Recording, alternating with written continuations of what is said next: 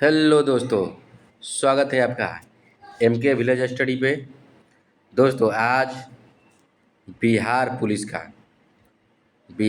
का set number 2 करेंगे। Bihar police का सेट नंबर 2 करेंगे।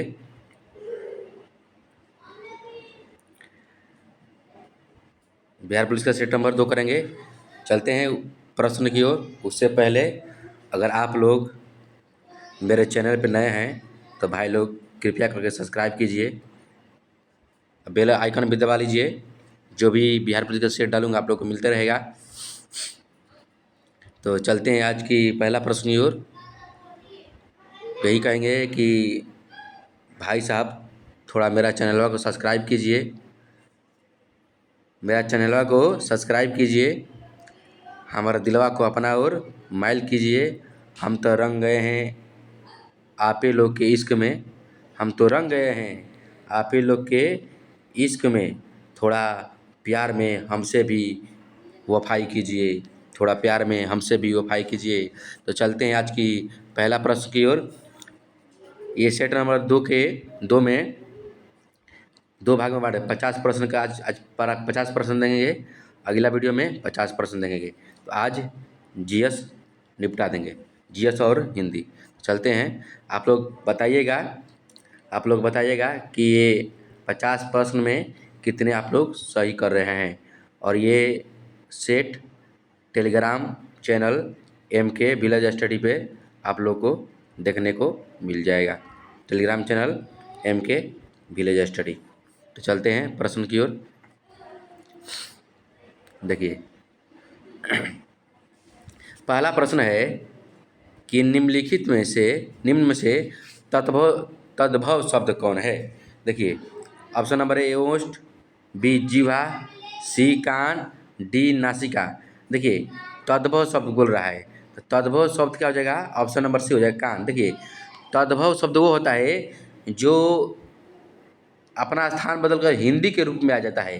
हाँ, जो हिंदी के रूप में आ जाता है उसे क्या बोलते हैं, तद्भव। जो कुछ अंश संस्कृत के रूप में रहता है उसे क्या बोलते हैं, तत्सम। क्या बोलते हैं, तत्सम ना। जैसे में दे देगा वृक्ष, वृक्ष का है एक तत्सम शब्द है, वृक्ष हो जाएगा ना। जैसे कि वृक्ष, इसे तत्सम शब्द होता है जो संस्कृत के रूप में रहता है, अपना स्थान परिवर्तन नहीं करता है। और तद्भव शब्द वो होता है जो अपना शब्द परिवर्तन कर सीधा हिंदी के रूप में आ जाता है। इसमें पूछ रहा है, देखिए तद्भव पूछ रहा है तो तद्भव का हो जाएगा कान, हो जाएगा क्या होगा, कान। देखिए ओष्ठ, देखिए ओठ को ओष्ठ लिखा है, क्या लिखा है, ओष्ठ लिखा है। जीभ को क्या लिखा है, जीवा लिखा है, क्या लिखा है, जीवा। नासिक यानी नाक को क्या लिखा है, नासिका। क्या लिखा है, नासिका। ये शब्द क्या है, ये सब तत्सम है। क्या है, तत्सम है। ये तीनों शब्द तत्सम है, लेकिन जो कान है ये क्या है, तद्भव। आई होप कि आप लोग समझ चुके होंगे। तो चलते हैं अगला प्रश्न की ओर। अगला प्रश्न है कांटों से भरा हुआ के लिए एक शब्द है। कांटों से भरा हुआ जो शब्द होता है उसे क्या बोलते हैं, कटंग बोलते हैं। क्या बोलते हैं, कटंग। क्या बोलते हैं, कटंग, कटंग, कटंग। क्या बोलते हैं, कटंग बोलते हैं। Option number A, option number A. चलिए अगला प्रश्न देखेंगे। अगला प्रश्न है प्रश्न संख्या 3। देव जो महान है यह किस समास का उदाहरण है। ऑप्शन नंबर ए अवयवी भाव समास, ऑप्शन नंबर बी तत्पुरुष समास, ऑप्शन नंबर सी बहुब्रीहि, ऑप्शन नंबर डी कर्मधारय। देव जो महान है ये किस समास का उदाहरण है, तो ये है ऑप्शन नंबर डी कर्मधारय। कर्मधारय समास है। देव जो महान है ये कौन सा समास है, कर्मधारय समास। ऑप्शन नंबर डी कर्मधारय समास। चलिए अगला प्रश्न है कि हर्ष का विलोम बताइए। हर्ष का विलोम यानी हर्ष का उल्टा क्या होगा, तो हर्ष का उल्टा आनंद, उल्लास, विषाद। हाँ, ऑप्शन नंबर सी। हर्ष का विलोम क्या होता है, विषाद होता है। क्या होता है, विषाद होता है। यह कितने बार बिहार पुलिस परीक्षा में पूछा हुआ है ये क्वेश्चन। हर्ष का विलोम क्या होता है, तो विषाद होता है। क्या होता है, विषाद। ऑप्शन नंबर सी, विषाद। हर्ष का उल्टा विषाद, विषाद। चलिए हर्ष का उल्टा विषाद। अगला प्रश्न देखेंगे, आंधी के आम मुहावरे का अर्थ क्या होगा? सस्ती वस्तु, उपहार में प्राप्त वस्तु, दुर्लभ वस्तु, कठिनाई से प्राप्त वस्तु। देखिए आंधी के आम, आंधी के आम का मतलब होता है सस्ती वस्तु। कहा जाता ना कि आंधी में आम गिरल बा तो जाके बिटोर लेला, का उसे क्या बोलते हैं? सस्ता आम ना, उसे क्या बोलते हैं? सस्ती वस्तु। आंधी के आम का मुहावरा का अर्थ होता है कि कोई सस्ता वस्तु, सस्ता वस्तु। का ऑप्शन नंबर क्या हो जाएगा? Option number A, option number A, option number ए। अगला प्रश्न देखेंगे, साहित्य लहरी किसकी रचना है? साहित्य लहरी किसकी रचना है? तो option number A Surdas, B Jayasi. हाँ, तो जो साहित्य लहरी की रचना है ना, ये है सूरदास का। किसका है? सूरदास का। ये साहित्य लहरी जो है सूरदास जी का है, सूरदास जी का साहित्य लहरी रचना है जो सूरदास जी का है। अगला प्रश्न देखते हैं, जिसकी गर्दन सुंदर हो, वाक्यांश का एक शब्द है। जिसकी गर्दन सुंदर हो उसे क्या बोलते हैं? तो उसे बोलते हैं हम क्या? सुग्रीव बोलते हैं। क्या बोलते हैं? सुग्रीव, सुग्रीव ना, सुग्रीव। जिसकी गर्दन सुंदर हो उसे क्या बोलते हैं हम? सुग्रीव बोलते हैं। क्या बोलते हैं? सुग्रीव, सुग्रीव। जिसकी गर्दन सुंदर हो उसे क्या बोलते हैं? सुग्रीव। चलिए अगला प्रश्न देखेंगे। अगला प्रश्न है, आप बीती शब्द के लिए उसके नीचे दिए गए विकल्पों में से उपयुक्त समास को छांटिए। ऑप्शन नंबर ए तत्पुरुष समास, द्वंद्व समास, कर्मधारय समास, अवयवी भाव समास। तो ये हो जाएगा आप बीती शब्द के लिए। हाँ, ये हो जाएगा कौन सा समास? तत्पुरुष समास। कौन सा हो जाएगा? तत्पुरुष समास, तत्पुरुष समास, तत्पुरुष समास। चलिए option number A, option number ए क्या हो जाएगा? ऑप्शन नंबर ए तत्पुरुष समास। अगला प्रश्न है, करुण रस का स्थायी भाव क्या होता है? देखिए करुणा रस का स्थायी भाव भाव क्या होता है? तो ये होता है शोक होता है। क्या होता है? शोक। Option number B. करुणा रस का जो कविता में आता है, कविता में आता है एक करुणा रस आता है, एक ना एक हास्य रस आता है, एक हास्य रस आता है, एक करुणा रस, हास्य रस, और एक आता है प्रेम रस। कौन सा रस? प्रेम रस। ये सब कविता, ये जो जो भी आता है कविता उस सब का भाग है। करुण रस, हास्य रस, प्रेम रस ना, विरह रस। एक होता है विरह रस, विरह, विरह रस करुणा रस कहा जाता है। देखिए विरह रस भी क्या होता है? दुखे होता है। विरह रस में क्या होता है? दुख होता है। और करुणा रस में क्या होता है? सुख होता है। क्या होता है? सुख होता है। और प्रेम रस में क्या होता है? प्रेम रस में प्रेम की बात होगा है, प्रेम की रस में क्या होगा? प्रेम की बात होगा ना। तो पूछ रहा है आंसर में क्या? करुणा रस का स्थायी भाव क्या होता है? तो शोक। क्या होता है? शोक। Option number B, option number B. चलिए अगला प्रश्न देखेंगे। अगला प्रश्न है, निम्नलिखित शब्दों में से सही संधि विच्छेद का चयन कीजिए। ये बहुत वीवीआई क्वेश्चन है, हमेशा एग्जाम में पूछता है। इत्यादि का संधि विच्छेद क्या होगा? इत्यादि, इत प्लस आदि नहीं, ये नहीं होगा। इत प्लस आदि, इट्टी प्लस आदि ये भी नहीं होगा। ये है इत प्लस आदि, ये भी नहीं होगा। हाँ, ऑप्शन नंबर डी देखिए, इति, इति प्लस आदि ना, इत्यादि की संधि विच्छेद क्या हो जाएगा? इति प्लस आदि, इत्यादि। Option number D, option number D क्या हो जाएगा? ऑप्शन नंबर डी, इत्यादि की संधि विच्छेद इति प्लस आदि, इत आदि ना, ऑप्शन नंबर डी। अगला प्रश्न देखेंगे। तो चलते हैं जीएस की ओर, साइंस और मैथ में अगले वीडियो में कर देंगे। हाँ, तो चलते हैं जीएस की ओर, साइंस मैथ अगले वीडियो में हो जाएगा। चलिए बताइए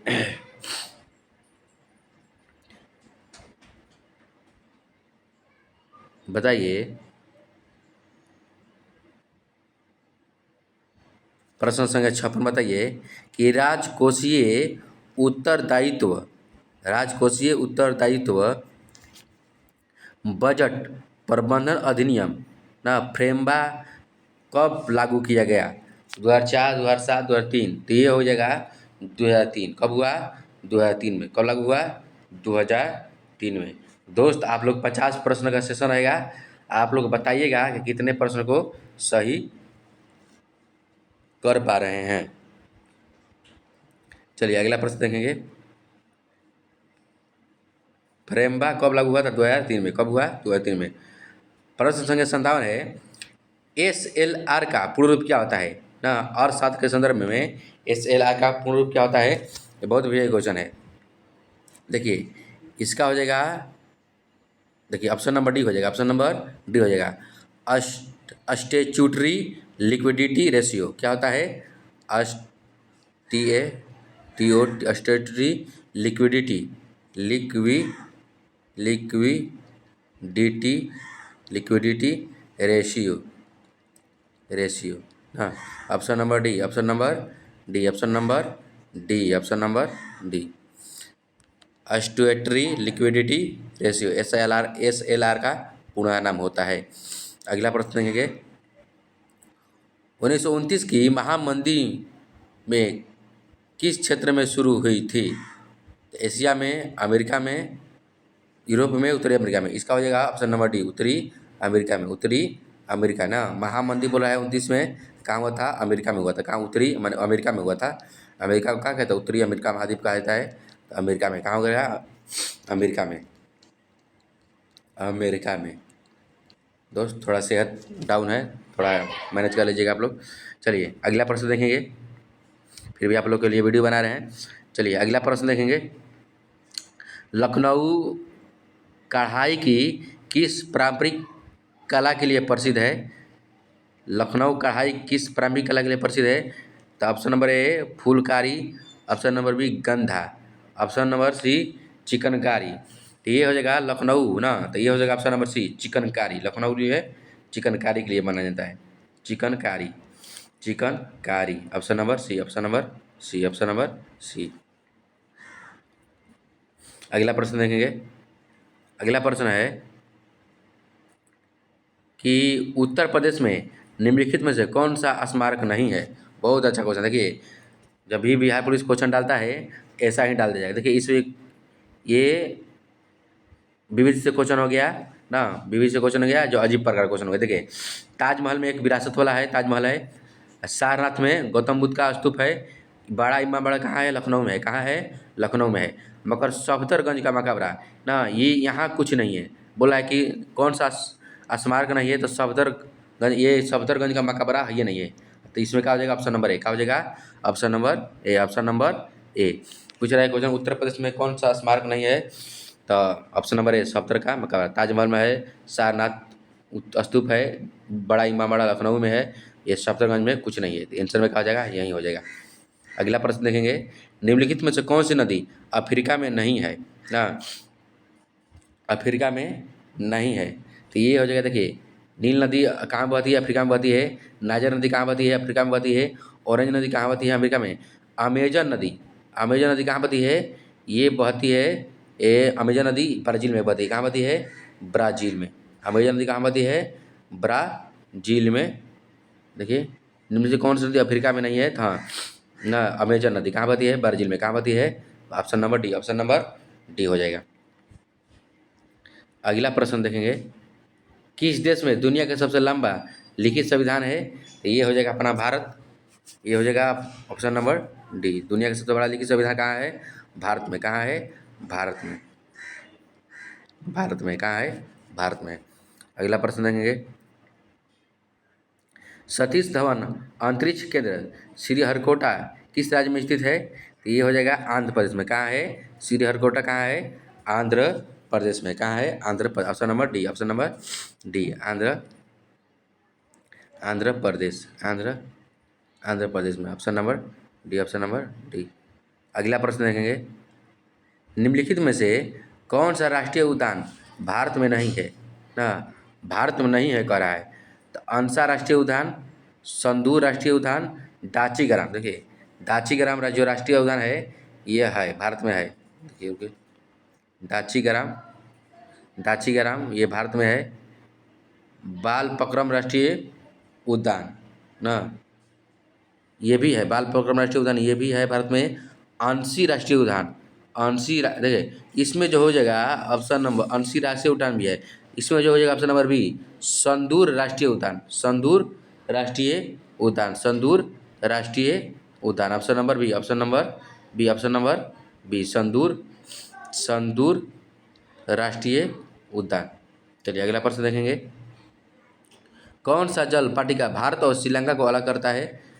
तो ऑप्शन नंबर ए दिया है लेम्बोक जलडमरू मध्य, ये नहीं होगा। डुरंड रेखा, ये नहीं होगा। मलक्का जलडमरू मध्य, ये नहीं होगा। ऑप्शन नंबर डी हो जाएगा पाक जलडमरू मध्य, पाक जलडमरू मध्य है ना। देखिए भारत और श्रीलंका को अलग कौन करता है? पाक जल डमरू मध्य, पाक जल डमरू, पाक स्टेट, पाक state. Option number D, option number D. अगला प्रश्न देखेंगे। अगला प्रश्न है हरिपुरा जहां भारतीय राष्ट्रीय कांग्रेस का वार्षिक अधिवेशन 1938 में सुभाष चंद्र बोस की अध्यक्षता में हुआ, वह किस राज्य में है? तो हरिपुरा कहाँ है? तो गुजरात में है। कहाँ है? गुजरात में है। Option number A, option number ए, हरिपुरा कहाँ है? गुजरात में। अगला प्रश्न देखेंगे। वीरों वीरों को कैसे वीरों को कैसे हो वसंत कविता के रचयिता कौन है? ये है रामचंद्र शुक्ल जी। वीरों वीरों को कैसा हो वसंत कविता के रचयिता कौन थे? रामचंद्र शुक्ल जी। ऑप्शन नंबर सी, रामचंद्र शुक्ल जी। ऑप्शन नंबर सी, रामचंद्र शुक्ल जी।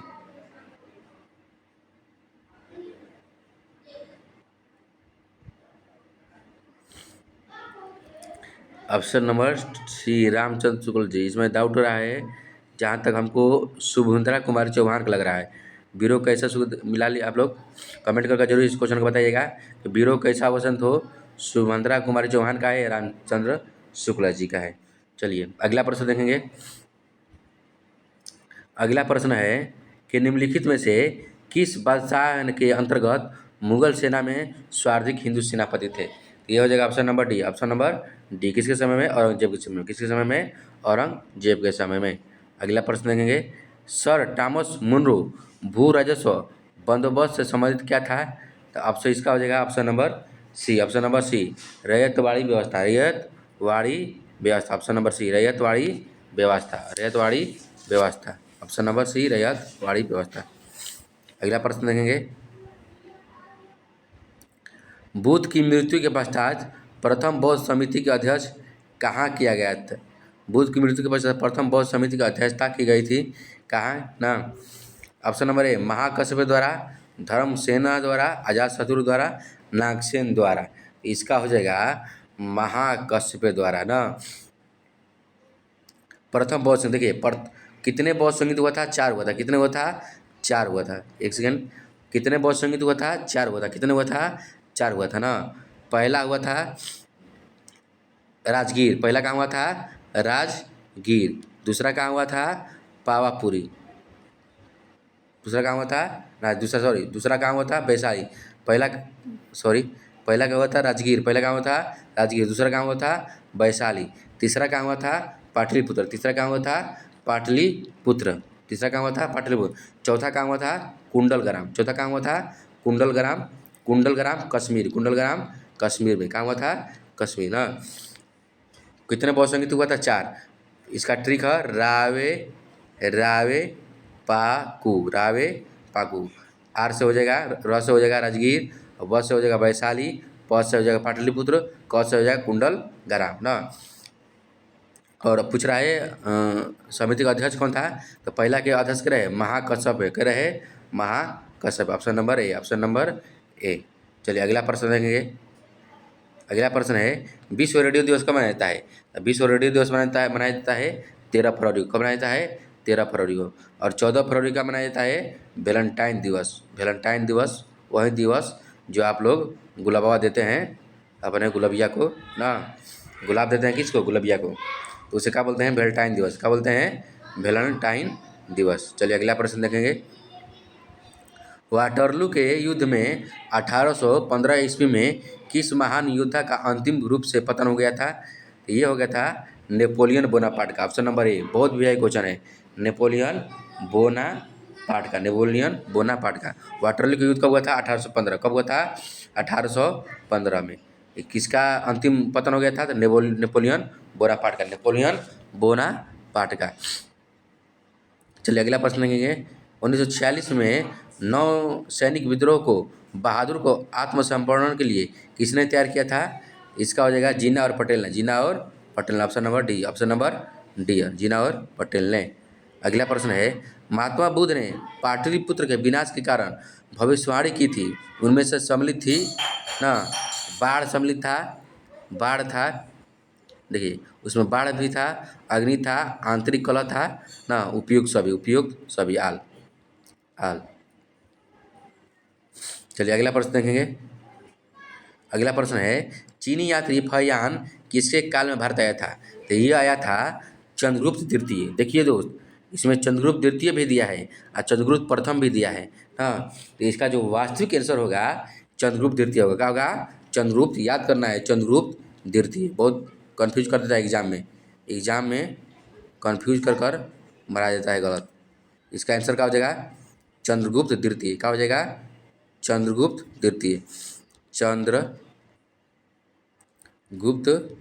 दूसरा, चंद्रगुप्त दूसरा, चंद्रगुप्त दूसरा। Option number C, option number C, option number C, option number C.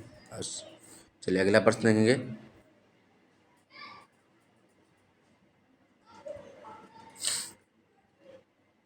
अगला प्रश्न है कि भारतीय ध्वज के डिजाइन का श्रेय किससे दिया जाता है? ये हो जाएगा ऑप्शन नंबर ए, पिंगली बेकैया। भारतीय झंडा का डिजाइन कौन तैयार किया है? पिंगली बेकैया। किसने किया है? Pingali Pingali Venkayya, Pingali Venkayya. Option number A, option number A, option number A. United Kingdom के यूरोपीय संघ से निकलने की घटना को किस नाम से जाना जाता है? तो ये हो जाएगा option number exit, option number B Brexit. तो इसका जो हो जाएगा ऑप्शन नंबर बी हो जाएगा ना। उसको क्या बोलते हैं? ब्रेग्जिट। क्या बोलते हैं? ब्रेग्जिट ना, उसे ऑप्शन नंबर बी। हमारे यूरोपीय संघ से अलग हो जाएगा तो उसे क्या बोला जाता है? ब्रेग्जिट। क्या बोलता है? Brexit, Brexit. चलिए अगला प्रश्न देखेंगे। भारत की निम्न में से कौन सी नदी पूर्व से पश्चिम की ओर बहता है ना? पूर्व से पश्चिम की ओर बहने वाली नर्मदा और ताप्ती। कौन नदी? नर्मदा, नर्मदा, ताप्ती, ताप्ती ना, लूनी, लूनी। 5 नदी है। कौन सी, कितने नदी है? पूर्व से पश्चिम की ओर बहने वाली नदी 5 नदी है। बता रहे हैं ट्रिक। पहला हो जाएगा नर्मदा, पहला हो जाएगा नर्मदा, दूसरा हो जाएगा ताप्ती, हाँ, तीसरा हो जाएगा लूनी, हाँ, और चौथा हो जाएगा मांडवी नदी। कौन नदी? मांडवी नदी ना। 4 एक 5 नदी है। कौन, कितनी नदी है? 5 नदी है जो पूर्व से पश्चिम की ओर बहता है। चलिए अगला प्रश्न देखेंगे। राष्ट्रीय गान प्रथम बार कांग्रेस के किस अधिवेशन में गाया गया था ना? तो ऑप्शन नंबर ए, लाहौर अधिवेशन 1929। लाहौर अधिवेशन 1929। नहीं, रुकिए, राष्ट्रीय गान प्रथम बार कांग्रेस के किस अधिवेशन में गाया गया था ना?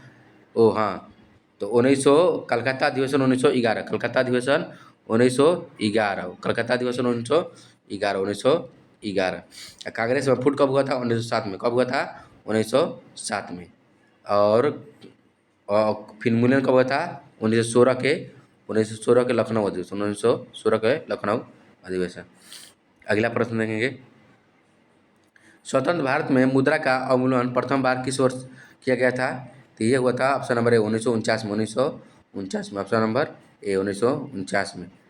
भारत के कोरोमंडल तट पर सर्वाधिक वर्षा कब होता है? तो ये होता है अक्टूबर और नवंबर में, अक्टूबर और नवंबर में ना। ये ऑप्शन नंबर डी, अक्टूबर और नवंबर में। प्रश्न संख्या है कि सियाचिन है, सियाचिन क्या है? तो भारत और पाकिस्तान के बीच हिमनद माने ठंडा क्षेत्र, भारत और पाकिस्तान के बीच हिमनद यानी ठंडा वाला क्षेत्र क्या है? सियाचिन। भारत और पाकिस्तान के बीच ठंडा वाला क्षेत्र, ग्लेशियर वाला क्षेत्र। अगला प्रश्न देखेंगे। जाफना परदीपी और श्रीलंका के मुख्य भूमि को जोड़ने वाले पास का क्या नाम है ना? जाफना, जाफना कहाँ है? श्रीलंका में। जाफना कहाँ है? श्रीलंका, श्रीलंका में ना। जाफना प्रायद्वीपीय और श्रीलंका का मुख्य भूमि को जोड़ने वाले पास को क्या बोलते हैं? इसको बोलते हैं ऑप्शन नंबर बी, एलिफेंटा पास। क्या बोलते हैं? एलिफेंटा पास, एलिफेंटा पास। और श्रीलंका और भारत को कौन सा जल डमरू मध्य अलग करता है? तो पाक। कौन करता है? पाक। अगला क्वेश्चन पहले उसी को पढ़े हैं। चलिए अगला प्रश्न देंगे। चीड़ के पेड़ सामान्यतः निम्नलिखित जलवायु प्रकारों में से किस एक में पाया जाता है? तो ऑप्शन नंबर ए हो जाएगा बी, उष्णकटिबंधीय मानसून, उष्णकटिबंधीय मानसून, ऑप्शन नंबर बी। अगला प्रश्न देंगे, भी आकार की घाटी का निर्माण किसके द्वारा होता है? इसका हो जाएगा ऑप्शन नंबर ए, युवा नदी। किसके द्वारा? युवा नदी। भी आकार का युवा नदी, भी आकार के भी कहता है, भी कहते हैं युवा नदी, भी युवा नदी। अगला प्रश्न है, पंचायत के निर्वाचनों में चुनाव लड़ने के लिए उम्मीदवार की न्यूनतम आयु कितनी होनी चाहिए? तो ये हो जाएगा ऑप्शन नंबर ए, 21 वर्ष। कितना वर्ष? 21 वर्ष, ऑप्शन नंबर ए, 21 वर्ष।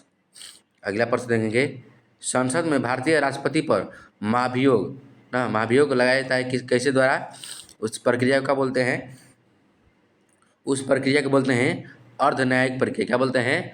अर्धन्यायिक प्रक्रिया, ऑप्शन नंबर बी ना। संसद में भारतीय अगर राष्ट्रपति पर महाभियोग लगाया जाएगा ना, तो संसद के कोनो सत्र में लाया जा सकता है ना। उस प्रक्रिया को क्या बोलते हैं? तो अर्धन्यायिक प्रक्रिया। क्या बोलते हैं? अर्धन्यायिक प्रक्रिया, option number B, option number B, option number B, option number B.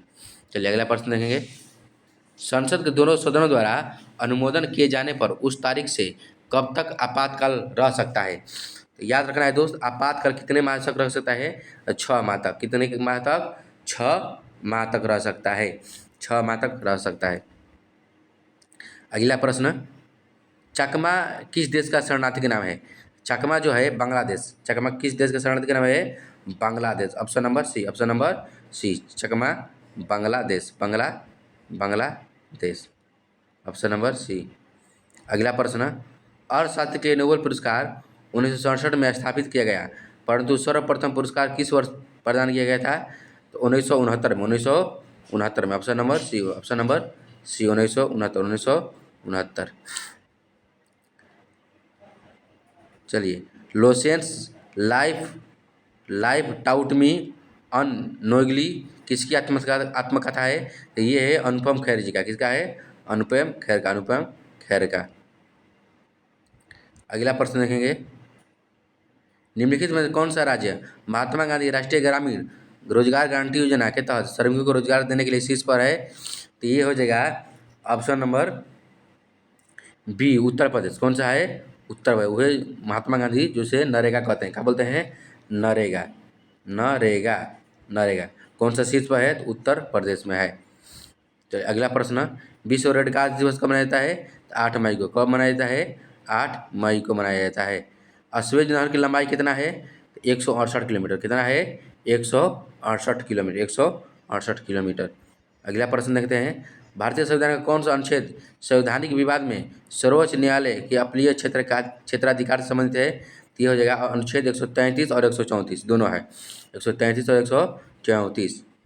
चलिए अगला प्रश्न देखेंगे, सकल राष्ट्रीय आय और एकल सकल घरेलू उत्पाद जीएनपी और जीडीपी में क्या अंतर होता है? तो यह होता है, यह विदेशों से प्राप्त निव्वल आय का अंतर, ऑप्शन नंबर सी। विदेशों से प्राप्त निव्वल आय का अंतर, option number C, option number C. Pin code में प्रथम अंक संकेतित क्या होता है? तो ये जो पिन कोड में प्रथम अंक जो होता है ना, तो वह क्षेत्र को दर्शाता है। किसको दर्शाता है? क्षेत्र को दर्शाता है। जैसे 82 हो गया ना, जैसे 8 हो गया, ये सब पटना का कोड है 80001, ये सब क्षेत्र को दर्शाता है। पिन कोड में कितना संख्या होता है? 6 गो होता है। कितना होता है? 6 गो होता है। जैसे 82 11 15 हो गया ना, 82 11 15 82 2 2 4 2 4। पिन कोड में कितना नंबर होता है? 6 होता है। चलिए अगला प्रश्न, और क्वेश्चन बहुत पूछता है दोस्त कि जैसे पूछ देगा आधार कार्ड में कितना संख्या होता है? आधार कार्ड में कितना होता है? 12। आधार कार्ड में कितना होता है? 12। अब पैन कार्ड में कितना संख्या होता है? पैन कार्ड में 10। पैन कार्ड में 10। ये सब पूछ देता है।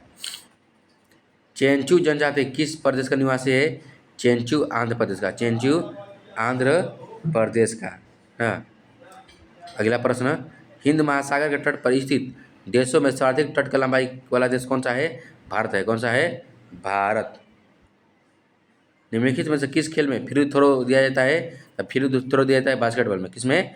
बास्केटबॉल में। तो दोस्तों यह था आज के सेट का 50 प्रश्न आप लोग बताइए कि 50% में कितने सही किए हैं।